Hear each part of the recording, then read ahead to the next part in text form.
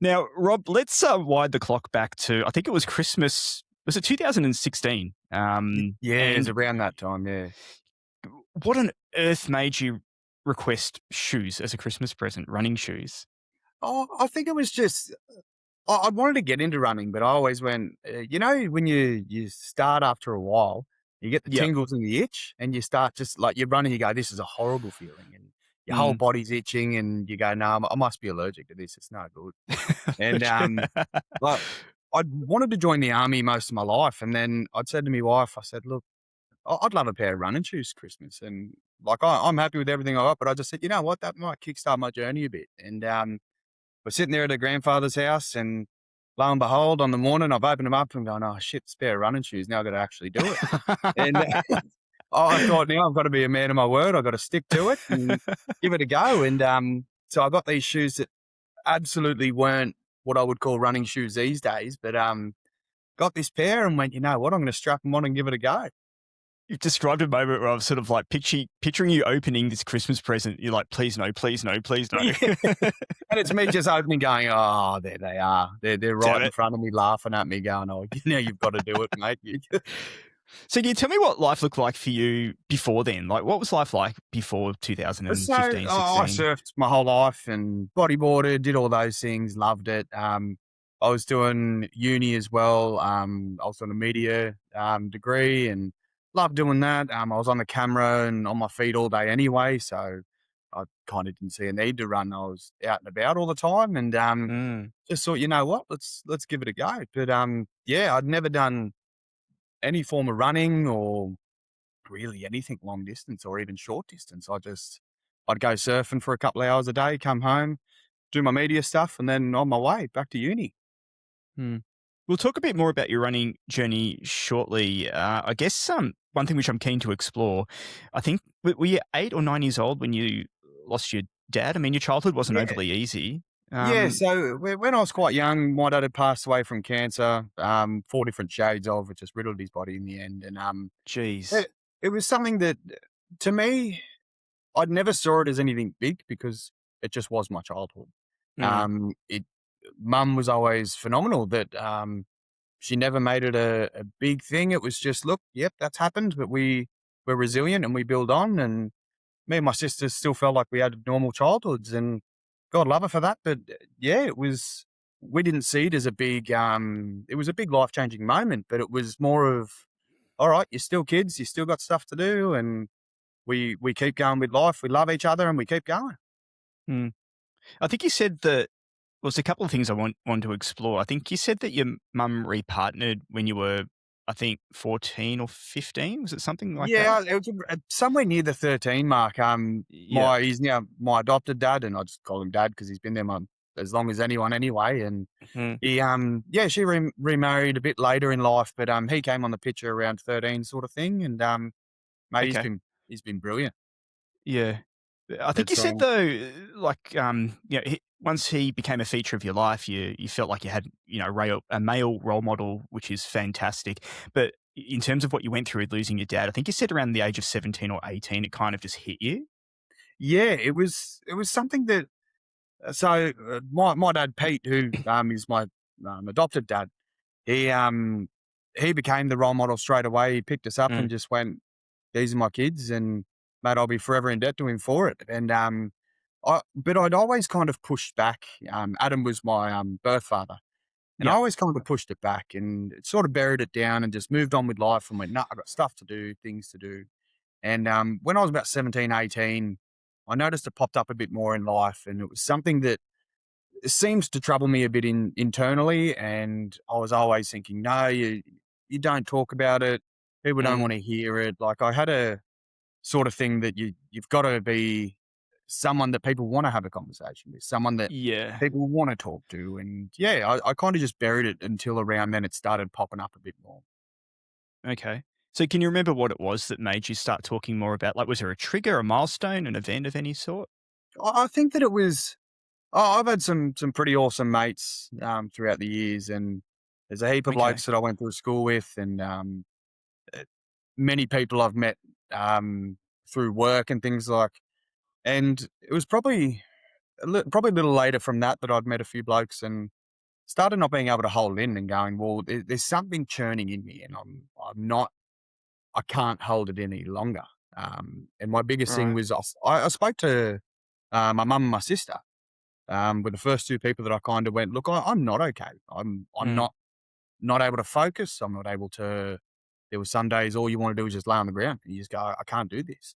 And I got chatting with mum and my sister went, hey, I'm kind of feeling the same as well. And I went, well, if if two of us that have gone through it are feeling this, maybe there's others. And I then got chatting with a couple of mates, same thing. Just one day, I just wanted to have that uncomfortable conversation. And I stuck my hand up and said, hey, I'm not coping with things. Am I the only one feeling this? And nearly every one of my mates go, That's no, no, pretty. I felt, Yeah. Rob, that's pretty courageous of you. I mean, to be what, late teens or 20 at the time, to put your hand up, especially as a young male, to put your hand up and say, I'm not okay. I mean, were you the first of your group of friends that did that? I think a lot of my mates at school we always spoke about little bits and pieces, but it was kind of I wouldn't say a taboo, but it wasn't really something we all spoke about. But behind closed doors, where there'd be one or two of us kind of chatting, we'd all kind of go, well, something's not right here. And I got to the point of going, well, this isn't how people should feel. This isn't, Mm, this can't be normal life. This can't be every day of feeling this way. Like, this isn't how people are supposed to exist. mm. And so obviously then what, so you went through your 20s and I mean, can you tell me what life was like then leading up to that fateful Christmas day? Yeah. So just bodyboarded every day, surfed every day, Mm. loved it. But I always kept myself busy. I always wanted to Yep. have something under my belt, something happening, or I was doing a lot of tours with photography and things, and I'd be off for a couple of weeks and then come back, and then I'd be organising different ones in Sydney and photographing all sorts of stuff, trying to do photo shoots, and never really had a free moment to think. Just went, nah, you always got to be busy, you always got to be on, and then obviously I'd met my wife and same thing. I was still surfing and everything like that, and it was probably only about a year in, and we'd gone and I'd put on a bit more weight and things because I wasn't surfing as much. And as you Mhm. normally do, your teenage body starts to kind of go, you can't eat that much macas anymore. You can't really keep going down that road that you had and kind of enjoying it all. And then went, oh, hang on. And I'd put on a bit and thought, you know what, I think running would be good. And my mum was a runner in high school and she was bloody brilliant at it, but I'd just never taken on that trait and went, you know what, it could be all right. And I'd said to my wife, I said, look, I kind of think running might help me a little bit. And she goes, oh, well, is that something you'd like for Christmas? I went, yeah, you know what, running shoes would be good. And that was probably August, September. And I went, yeah, no worries. And then forgot about it, kind of pushed it to the back. And yeah, as I said, you get to Christmas Day and there's the box and you go, man, that present looks suspiciously like a shoebox. There you go. Oh, I'm gonna have to stick to my word here. And lo and behold, bang, there they are, the Adidas. And they were shoes that absolutely were not meant for running, but they said runners on them. And I went, I've got to do it. I've got to stick to it.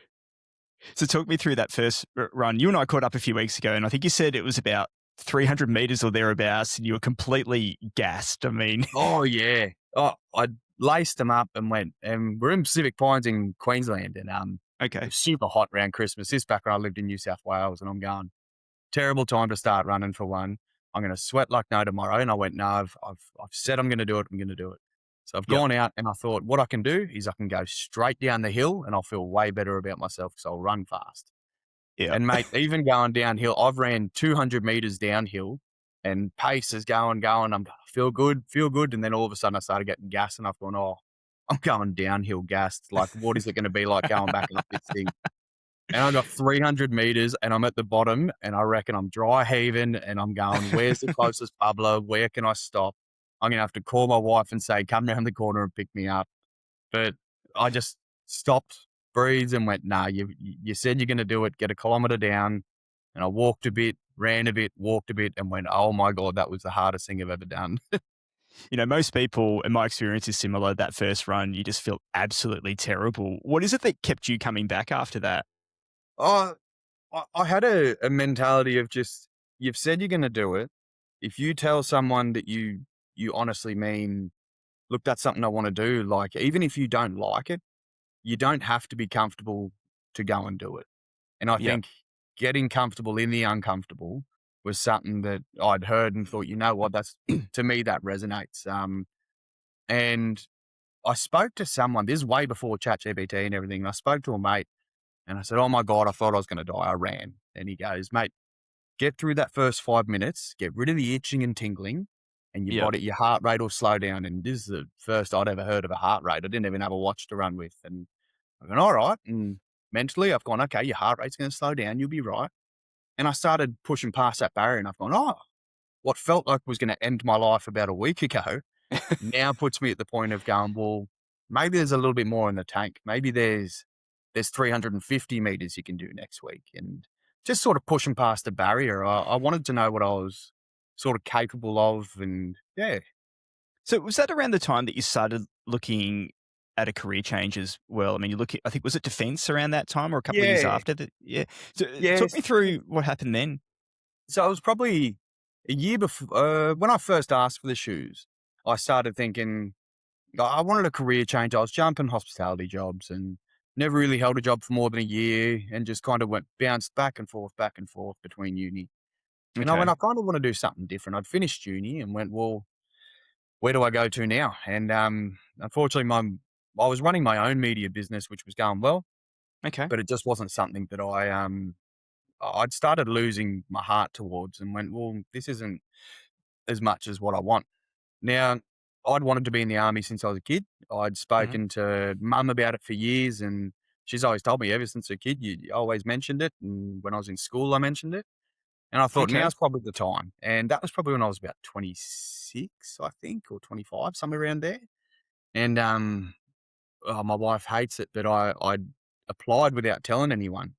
And Oh, I went, "Oh, I'll give this a go and just see what it says." And the problem was I was go and do it and ask for forgiveness afterwards because 'cause you're not yep. gonna get it, mate. Like, you can't run 350 meters, but I went, "No, I'm gonna try it." And they told me about the PFA, which is the, fitness assessment and Oh, things, yeah.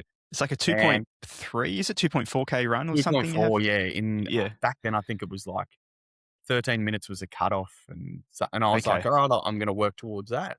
Yep. And I just started running and went and did the interview and they said, yep, you're good to go. And it was only for reserves. And I went, yeah, I'll give it a go. And actually ended up getting selected to be a commissioned officer. And yeah, went from there. And unfortunately, I had to tell my wife, hey, look, it's actually happened. And I've gotten into the army. Was she supportive at the time? She's always been supportive. She was a bit Yeah. shocked. That's the nicest way I can put that, that she was like, "What are you doing?" Because I'd proposed by this point as well. So Oh, and we were having the wedding in March, and I'd yep. gone in, that was around January, February, I think I went in. Yep. Now, the problem was when I was doing weddings and things, it was all well and good, like, you get a bit of money and things like that, and then through my jobs, I wasn't really making enough to support the full wedding, and the my part of the brain was, "Hey, you can go to the army and go do training for a couple of months and get enough for the wedding." Mm. And I saw it that way, and then the logistical side and the reasonable side of my wife was going, "That's the worst decision you've made." And it was just, but she's never once not been supportive. She's doesn't matter what I choose to do, she's always going, "You know what? Go and do it. Give it a go." And, yeah, I went to Kapuka and went and did my training, and I came out just before Christmas, and we got a bit of extra money towards the wedding and, yeah, so it was a hell of a journey and then went on from there. You and I very briefly met at the Run the River event back in May this year. Yeah. And I think it was in the weeks afterwards or thereabouts, we actually featured a guest called Libby that spoke a lot about something called imposter syndrome. And I think that really struck a chord with you. Now, you worked hard to get through so much in your life. You lost your father when you were quite young. You started a media business. You also took up running as a 20-something-year-old and worked really hard to meet the ADF's requirements. But you said to me that something didn't sit quite right in terms of achievement and not feeling that you were deserving. Where do you think that's come from? Look, I wish I knew where it came from, but it's something that's sat inside of me for a long time. So when I was younger, I always felt I had to be the bloke coming up with jokes, the bloke that people would come and talk to, or you had to be funny, you had to be something, and not a They're still class good clown traits, by sort the of thing. way. They're still awesome traits Oh, to yeah, have. that none of them are bad, Yeah. but it was I would mask no matter what I actually felt with just being a bit of fun for people, or Okay. I tried to always mask something that I was actually feeling, and it wasn't until maybe like 3 years ago I was talking with my wife, and she'd approached me with a question. I can't remember what it was, and she was like, "Oh, is there something that you're feeling?" And it ticked me, went bang, and I went, "Yeah, I'm hiding what I actually feel." And I've never had Wow. someone actually stop and ask me a question and go that hits so hard. Wow. And she goes, "Are you all right?" And I went, "No, I'm actually not." And I'll be forever indebted to her for it, because that triggered a lot for me that made me go, "Well, I don't have to be what I think people want me to be." And I I felt like I was an imposter in everything I was doing. Of if I said something, oh, how are people going to take that? How would that have been perceived? And how would it? How would someone think of me after that? And it was a constant sort of reoccurrence of going, am I enough for this conversation? Am I enough for this job? Am I enough for my relationships and my family? And I never felt like I was up to a standard of what I believed I should have been. That's a pretty tough thing to work through, especially because you actually had achieved so much. So it's not as if you're sitting there in life just cruising. You'd Mm. actually been quite considered and worked quite hard to achieve what you had. But for that to almost feel like you're not living up to your own set of expectations must be a very difficult Yeah, realization. and I look. Don't get me wrong. I love myself now for who I am, and I'm proud of who I am. I'm proud of my family and my partner, and everything in between. But I go, you know what? Like I deserve what I have at the moment. But Mm. back there, I'd never felt like I deserved a thing. I was very no. Someone else should have gotten this. Someone else has worked harder. Someone else has done something more, and I found it really. I don't know what the word is, but I was very reclusive, and I would hold back everything that was in me because I didn't believe that it was for me. Whether it was going on tour and doing photographs with bands, or whether it was meeting my wife, or even anything, but buying my house that we did recently. And I just went, I'm not meant to be here. This isn't what was meant for me. Like, this is someone else should have it. And there was always a voice in the back of me going, are you sure this was meant for you? Like, are you sure that all the things you've worked for are meant for you? Like, maybe someone else should have, or you didn't deserve to get to here. Y- And there was Yeah. always a dark cloud that hung about in the back of my head for that. I find that really fascinating, Rob. And from the very little bit I know, people that live with imposter syndrome, they constantly immerse themselves in challenging situations and challenging environments because they think if I can live up to this standard, then maybe I'll be happy and I'll feel a sense of self worth. I mean, after the ADF, you, I think, switched, was it the New South Wales ambulance service that you Yeah, worked yeah. for as an emergency call taker? Yeah, Those aren't easy environments. I mean, what can you tell me about how those roles, in particular the second one, affected your mental health? so God love New South Wales Ambulance. The people I worked with were brilliant, and I loved that job. Even though you're helping people, it is by far the most challenging thing I've ever done. Okay. The things you hear on that line, and the things you hear as a emergency call taker, as an emergency dispatcher, as someone that audits the calls, anything in between is just absolutely wild. Um, it can be something as small as I got bit by a goldfish. What do I do? Or yeah, assisting someone on the worst day of their life when someone's passed away, or they've seen something traumatic. And Mm, it was something that you're doing 12-hour shifts minimum, and you kind of when you're driving home, your mind races a lot, and you start to yeah. go, your fight or flight and adrenaline in your body is going at all times. There's Mm. never a moment that you get to really stop and go, "Far out, that was pretty full on." And the people in the room with you are always brilliant. I've never had a bad time, but you can turn around and take that headset off, put yourself on hold and go, "Look, that was a bit full on for me." And the community of people in that room that help is absolutely incredible. What about in terms of, I guess, professional support? I mean, was there much offered? Look, Um, it was to, always we were told it was there, and the biggest thing was that you'd call a number, and the few times that I did, sorry, I'd called and I spoke with someone. I said, "Look, I've taken a really hard call. It was a pretty traumatic thing and not great to listen to, and went for a while. And I called up and said, 'Hey, I need to talk to someone. I'm not feeling mentally good about this.' And they've gone, 'Yep, no worries. We've booked you in 3 weeks' time.' And I've gone, 'Hang on, what do you mean?' And they said, 'No, no, someone will call you back in 3 weeks and they'll have a chat to you.' I said, 'I don't need to talk in 3 weeks. Like, I have yeah, something in me now that I need to talk about. Like, that's I'm pretty not bad, feeling isn't it? okay.' Yeah. Yeah. And it was, look, I know that the system might be filled up. There might be a lot of people calling, but it was something that I went, mate, this is not enough for me. And that's when I started to kind of not talk about things and tried not to take it home and tried not to talk to too many people about. And it built that bubble again that sits inside of you going, something's wrong here. Mm. So, what did life look like for you during those years?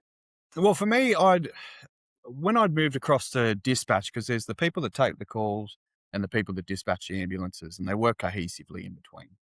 Okay. And we had a group of people that they wanted to do the Oxfam walk, the 55K. And I've gone, oh, I'd love to. Like, let's give it a go. So practiced a lot of walking and went, oh, you know what? Like, I kind of want to go faster. So I started doing a few jogs and things. But what I'd found beforehand was that I was always all consumed in the job. There Mm, was never a moment of life that you weren't thinking about a case. You weren't thinking about what was going on back in the room, and you always all your friends will still text you and go, "Oh, this job's going on," or "This is happening at the moment." Like it's I've just had a bad case, and you're kind of a counselor for other people without counseling yourself. mm, And I found that really hard. That I tried to be there for everyone and go, "Look, you need a chat. Let's talk." Wanted to be all inclusive for people, and yeah, it was pretty difficult, and you just mm, kept pushing stuff down, and there's a lot of stuff that you can't talk about there 'cause it's confidential, and it's just very hard to hold inside. But, luckily, yeah, we had a couple of people that wanted to do the 55 walk, and, yeah, that helped me kinda get my mind off things a little bit, and I went, "Oh, this is good on days off or before night shift, go out and do a bit of a walk or a 20K, something like that." And, then all of a sudden running came in, yeah. So, how important was running then when it became more of a feature in your life? I mean, you and I caught up a few weeks ago, as I mentioned before, and I think you spoke about no matter how challenging a day was physically or mentally, that you would still find the motivation to get out there and go for a run. Yeah, so it was definitely like, during summer, it's when you got a heap of light, like you get home and Mm. I'd have like an hour drive home, and once I get back, like you'd be down in the dumps, and Wow. I knew plenty of people that had turned to alcohol or something when they get home, or they just Yep. go, "No, I'm just slumping on the couch." And I'd speak to my wife and I'd say to her, like, I'm not feeling good. Like it's been a real hard day. Yep. And I started going, why don't I get back to a bit of running? Like just I did it in defense and loved it, and went, well, you know what? Maybe I can do another 5K. And I started just, especially during summer, I went, well, I got some time and throw the ball for the dog. And then I said, well, I'm going to put on some shoes and give it a go. And I'd run down to the local dam and or like pond and boat ramp and run back. And I'd go, yeah, it's actually a good bit of clarity for me. Like I felt like there was a release sort of thing that I was able to, when I'm running, I'm going, holy hell, when will it stop? Yeah. Rather than thinking about a call. And I'd go, oh, that wasn't too bad. And then it started getting a bit easier and a bit easier. And it just sort of became a habit once again that I'd sort of go, well, if you've had a bad day, you go for a run. And you had a good day, go for a run too. It doesn't have to be something that's associated with bad. Mm. And it became that thing that I just went, well, this to me makes me feel good. Whether it's not alcohol, it's not junk food, it's not anything else under the sun. I can go and do something just around the streets and I'm starting to feel better. And I went, well, if my body's telling me that, it must be what it is for me. Yeah. Did you notice it change how you showed up in life as well as a partner, as a worker? Oh, absolutely. Because I did what? a lot of blokes had done, especially in the army. I'd heard about David Goggins and went, "Oh, this is full on. This is Mm, you got to show up every day. You got to do that." And we did that in the army for each other. Like you mm, have your platoon and things like that. You show up for anyone that's in there with you. And then I started going, well, you know what? I'm going to show up for myself a bit more. And when I started doing that, I noticed that it didn't matter what time of day it was. Like if I had a 6 to 6:30 shift, like 12 and a half hours, I'd go, right, well, I'm going up and I'm waking up at 3:30, driving into work, wow. run and do 5 to 10K, go to work for a 12 and a half and come home okay. And I found that it gave me more clarity through the day, like as well. I don't know what it is as a chemical, whatever running does for me, but it made me feel like I could sort things out. Like I could get onto the day and I felt like I'd achieved something. And I felt that whether it's as small as in the army, you're taught first thing you do, you strip your bed, you make it again. Yeah. And you've achieved something that day. And that's what Wow. running kind of became for me is I didn't have to do it at the start. I didn't have to do it in the middle or at the end.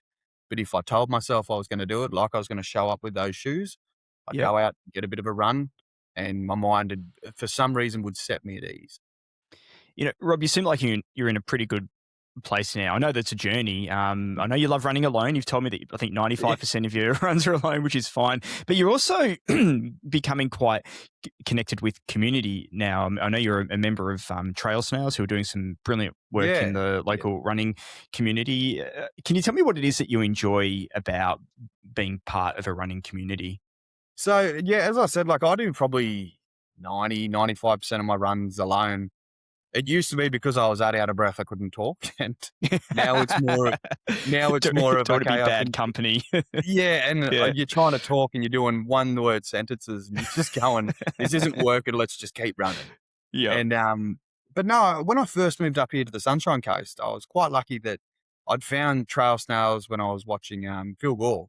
Oh, I'd yeah. seen when he was doing his backyards and I Yep. thought, wow, that's really cool. And Googled it and thought, oh, these guys are kind of close by. And I got speaking to Duncan and Hmm. I'd bought a shirt and he goes, oh, I'll come drop it off. And I thought, oh, okay, look, no worries. And met him at the front of my workplace and I've met many people, but it was just an instant, hey, how you doing? Shake hands, have a chat. I thought, are these the people that you meet through running? Are these the people Mm, that are out there? And I went, man, I'm going to wear this shirt like no tomorrow. I'm going to wear it till it falls apart. Like just because the interaction I'd had with people and went, oh, that's really cool. And I'd gotten to know those blokes, still have a chat with them here and there, and a couple of park runs here and there. But I started realizing, okay, this doesn't have to be you lock in, you're in your own brain, you're the macho sort of thing of yep.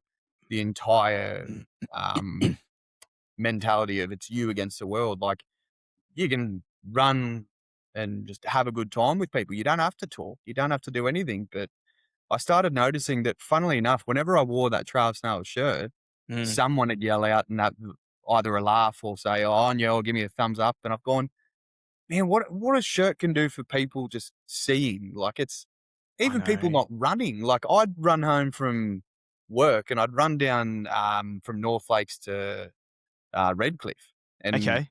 I just found that Yep. that was a good track for me. It was about 16K, but as soon as I was on Diamond Jubilee Way, I Mhm. kid you not, every time on that road, someone would yell out either "Run, Forest, run," "Go the snails," or they'd just give me a thumbs up. And I thought, you know Really? what? How good is Oh, that? that is amazing. Man, I Oh, loved it, and it'd put a smile on my face, and I'd go, I don't even know these people from a bar of soap, yep. but they're just giving me a thumbs up because I'm a bloke in a bright orange shirt having a good time on the side of the road. Well, that's how I ran into you. I was like at the Run the River event, and I went, Yeah, "That guy's a trail snail." So I went up and had a chat to you, and you were very warm, very welcoming. In fact, I wouldn't mind quickly returning to that yeah. event. I think was it the 15-hour that you signed up to do? Basically, run as many k's as you can in. Was it 15 or 12 hours? Yeah, 15 hours. So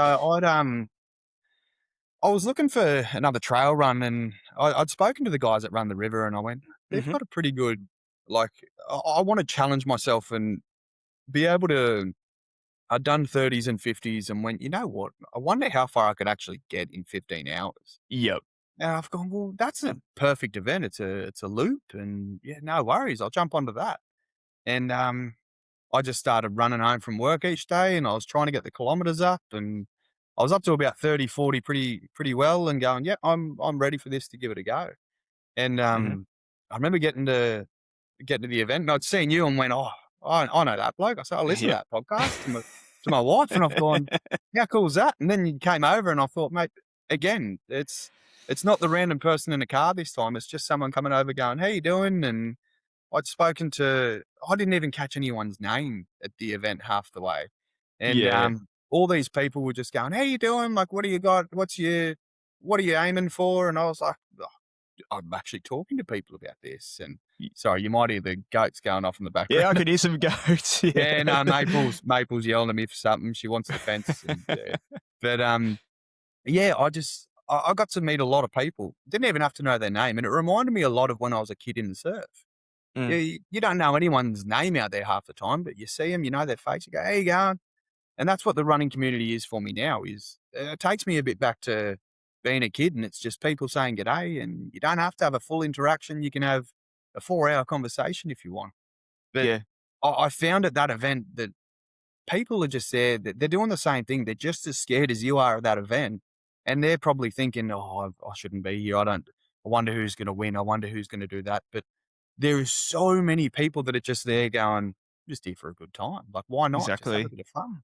And we all have different goals, and we also have different benefits that we take away. I mean, I walked away from that night feeling enriched with having just briefly met some incredible people. I mean, it's Yeah. given us this opportunity to hear your journey. I think you made it to about, was it 41 k's that night, and something didn't quite feel right. I think your calf started to give you a bit of Yeah. grief. How difficult was it for you to pull the pin that night? Going from having a mentality of you must finish, whatever you're Mm, doing, you have to finish from start to end, doesn't matter what it is, to then being able to go, you have to accept that you're hitting your first DNF and you yeah. have to accept that your body Oh, is first talking to you. DNF. Yeah. Oh, So it was during the race, and it's odd because the week before, I'd tried an old pair of shoes on. And if there's one bit of advice for anyone, don't ever go back to old shoes when you've been running on others for months. yeah, It's just exactly. leave Cardinal them in the sin. oh, mate, leave them in the closet, put them in the bin, put them somewhere, and Yep. stick to what you know. And I should have done that, but I just went, "You know what? They they're always comfortable. Let's throw them on and give it a go." And Mm, I'd done a bit of a niggle to my calf, and I went, "Oh, that's not great." But I thought, "It's alright." And I was a week out and went I was probably about a week and a half, and I said, "Take a week off, mhm. let everything heal." And I went, "Yep, no worries." And I did a few pogos a few days beforehand and went, "I can still feel it, but it's alright." And then I got to the event and I went, "It's still there, but I'll just see how it goes." Mm. And my mentality originally was, I remember before I started the race, I'm going, "You'll finish. You have to get through it. There's Okay. no second option here." And I was talking to my wife, and she knew about the calf and went, "All you can do is get out there and give it a go. When your body tells you, you'll stop." Mm. And I went, "No, because I'm stubborn at best." I was like, No way. I'll just strap it. I'll do something." And I felt it probably 10K in, so only 2 loops. Okay. But funnily enough, taking off from the start line, I got chatting to a couple of people and just talked.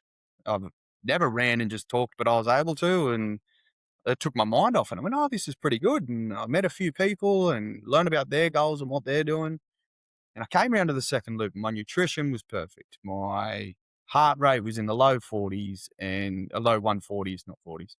And everything was going perfect. And I've never ran like this. And I was on target for about 110K. And I'm going, "This feels really, really good." Um, and then about 2 hours in, I went, "Oh, something's there." And I've pulled down the calf socks, put a bit of tape around, and went, "Oh, if I tape it up, it'll feel all right." And I'd put Right. Rapid Gel, everything on it, and just Mhm. went, "Let's lather it up with whatever I've got." Yep. Nothing worked, and I got to about 30K, and it was probably like 10 o'clock at night. And Okay. I'd said to my wife, I go, my leg's starting to go. And she goes, "Well," because she was staying in a hotel just up the road. And she said, "I'm going to go back in probably another hour. Just let me know how you're going, and I'll see." And I said, "Look, I'm going to do one more lap, and I'll let you know how I feel after that. I've got to have a conversation with myself." And she goes, Yeah. "Yeah, you go do what you got to do." And while running, I started going, "First of all, who are you proving anything to?" And I went, I've gone, "Well, I'm proving it to me." I went, well, why the hell am I arguing with myself if my body is telling me to stop? And I was through the whole thing of going, oh, well, I've told people I'm doing this race. I've said I'm doing that. I said I'm going to hit 100K. And I went, what does it bloody matter? Like, Mm. none of that matters. It's sometimes your body just goes, nope, that's it. And I was hobbling by this point trying to run. The leg had gone half numb. And I just went, this isn't working for me. And it's a bitter pill to swallow for your first DNF, but I think it's the Yeah. smartest thing you can ever go through. Did you beat yourself up for long? Yeah, probably about 2, 3 days. I Yeah. started just going, mate, what do you do? And I was down in the dumps, and I said to my wife, I'm going to allow myself 1 to 2 days, and that's Yeah. when I can feel sorry for myself. I said, after that, it's recovery. Thing is, there's nothing wrong with And that. I mean, you're allowed to immerse yourself in feeling shit because it is a difficult, like you say, pill to swallow. I mean, you set your sights on getting yeah, 100 Ks in 15 hours. I mean, can you tell me how Rob 10 years ago would have gone in a situation like that? oh, mate, I would have just kept going until I collapsed. I just Yeah. wouldn't have stopped, and I would have been like, it's either you take me off in a stretcher or I'm not coming off. Yeah. Um, it's some people call it headstrong at times, and I found that that wasn't the mentality for me. Got me in Yeah. trouble. It got me injuries that set me out for 6 months, and it was just one of those things that everything had gone right leading up until the week before. Yeah. Everything had gone perfect, and I had to kind of listen, and it was the smartest thing I've ever done for myself. And that's Yeah. exactly what it was for me. It wasn't for anyone else. It wasn't for the Strava likes. It wasn't for anything. It was simply my brain told my body, mate, you got to calm down here. You're going to really hurt yourself. I think it's incredible, Rob, to have been able to work so hard on that mentality shift. I mean, especially with what you went through during your childhood and teenage years and being immersed in an environment like defense as well, where it basically teaches you to just persist at all costs. And Yeah. that cost could be either a mental one or it could be a physical one or both. And so to be able to break that is quite admirable. Yeah, I think that it was for so long. We're told throughout. You can go back as far as you want in history books, and you can see that the mentality is that as a man or even just people in general, it's nah, you suck it up, you keep going. Like I know plenty of women that are so headstrong that it's ridiculous, and you go, how the hell do you do that? Mm, There's a lot of. It was always you were told to push it all aside and just get the job done. mm, And I don't think that that's really worked it worked for me for a while, but now I'm trying to be a lot more conscious of me as a person, me as someone that feels is the biggest thing. Like everyone's got emotion, everyone feels mm, something. And I think you need to listen to that at times. And you need to be able to switch off that, hey, I'm going and doing this and it's macho, it's this, it's that. You got to be able to kind of go, well, as a person, not as anything else, for me, my body is telling me I'm not going to do that, or I'm going to cause more struggle, or my stomach's just churning and it's saying this is not a good decision. And you yeah. start to kind of switch that intuition and go, you know what? That's it. And that's the approach I've tried to take to whether it's races or whether it's just slowing down or life in general now. It's a matter of going, well, you know what? That's not going to benefit me and it's going to be at my own detriment Mm. and it's going to be at someone else's positive, but my negative, not for me. It's very, very sensible of you. I wouldn't mind talking about something else, just briefly. I mean, Yeah. you're quite heavily inked. It's difficult to see on camera, but you've got your fair Yeah. share of tattoos. But there's one tattoo in particular you and I spoke about that I think really talks of connection. I think you said it says "made it." Is that correct? Yeah. Can Yeah. you So tell me about your inspiration for that? yeah. So one of my good friends, Lindsay, she's a tattoo artist down on the Central Coast, and I'd photographed her wedding, and she goes, "Oh, we'll do some cash," and I said, "Well, let's do some tattooing as well." She goes, "Yeah, that'd be perfect." And one day I said, "Oh, I'll come in," and we'd done a couple of little bits and a couple of fillers, and after a lot of because I'd gone through a lot of depression and things when I was younger, and a lot of PTSD as I was older, and it's been a bit of a don't get me wrong, I've loved the ride. That's the reason roller coasters are fun is they got ups and Mm, downs. And mm, one thing was I loved being able to get to the end of the day and go far out. Like you got here, man. Like you had a top day, look how good it is, or you'd go, mate, I've had a day that I just wanted to crawl under a table and that was it. But no matter what had happened, I went, no, I've still made it. I've made it to today. And Wow. before I'd gone into the army or anything, I'd gotten it, and it just got the words "made it" across the top of my pec. Yep. And it's funny that there's been times I've looked at it and gone, "What the hell did you get that for?" And when you look at it as a day-to-day thing, I go, "Oh, bloody hell, there it is." But then when I've achieved things, it might seem stupid to some people, but it's right above my heart that my my birth dad may not have been able to do anything like this. He hadn't made it this far. He passed when he was my age now. And Wow. so I took that quite heavily when I was younger that, mate, I might not ever make it past that age or to 32, 33. And now I'm Huh. here going, man, look what I'm doing. I've made it. I've made it to here, to today. And sometimes I'll beat my chest to it just as an ode to me. It's not to anyone else. It's just, man, you made it. You set a goal, or not even that, but you made it through the day. You opened your eyes, you got through it, you got it done. And it's for a tattoo that looks a bit out of place, a bit silly, like, mate, it's one of my favorites that it's for me only. And it's for Yeah. me to, if I've done something that I'm proud of and I'm happy and I touch the tattoo every now and again, I just give myself a bit of that. And I don't know what it does, but it's psychologically, it's one of the only things in life I have for just me. And I was the only one that knew what it was for. Yeah.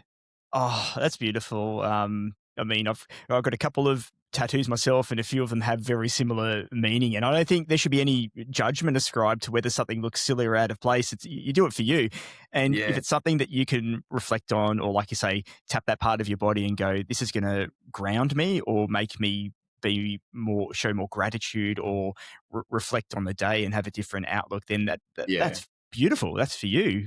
So let me ask you something, Rob. What would you say that the version of Rob who couldn't run 300 meters, think of the person who's sitting here today? First of all, he'd think he's nuts.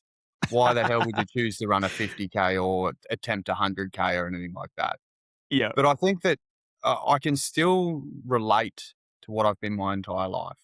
I can always relate to the kid that sat in his room going, what the hell is going on, when he was mid-teens. I can Mm, relate to the same kid that took off and lived on an island on a whim in the middle of the ocean for a year and then came back. And I can still think to the same one that was in the army in the middle of nothing. And all of a sudden I'm still just stoked with myself. I've made it. That's all it is. There's no dollar sign that makes me happy. mm, There's no goal that makes me happy. Mate, I woke up today. I have what I have. I have my wife, my family. Like my dad Pete's my best mate. My mum's my best mate. So's my sister. Like I'm so grateful for even my wife. We just spend every moment together. That's who we are. We uh, work together. We live together. And I've got my in-laws that live on the same property. Like we all bought it together. And I went, you know what? I made it to here, and I'm that excited for. I don't care what comes in the future. It is what it is.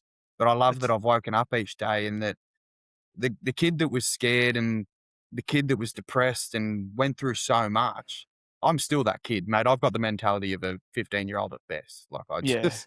nothing's changed from that. But the fact that I've got a few things that I love, which Mm, is a bit of land and a couple of animals, and yeah. I've got 2 feet, a heartbeat, and if I decide to, I can just go for a trot now. I always could, but I believe that I have the appreciation of self and go, mate, you deserve to go and do things you want to do.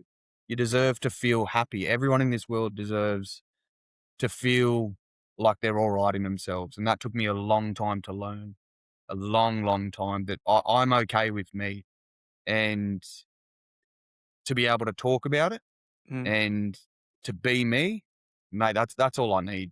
That's all I've ever needed. You know, Rob, I know you're only in your 30s. You've got the wisdom of a 60-something-year-old. I hope you realize that. And before we finish, I'd like to ask one final question that we like to Yeah. ask all of our guests. Looking back on everything that we've spoken about today and reflecting on your journey, what would you say is the biggest lesson that running has taught you about yourself? I think That's a hard one, isn't it? Oh, I think I've learned that it's all right to be you. You don't have to be fast. You don't have to be slow. You don't have to be any in between. You're you, and you go out and do what you need.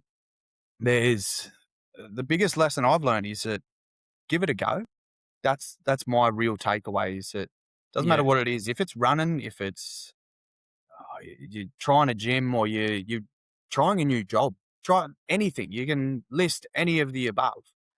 Get out and give it a go. If you don't succeed, well, mate, all right, just wasn't for me right now. No worries. Keep going. What else have I got? What else can I try? And you will make it. There's no, I mean, it's very rare, but you're not going to just cut there and then and all hell's going to break loose. You've get out, give it a go, have a bit of fun, and just enjoy each day.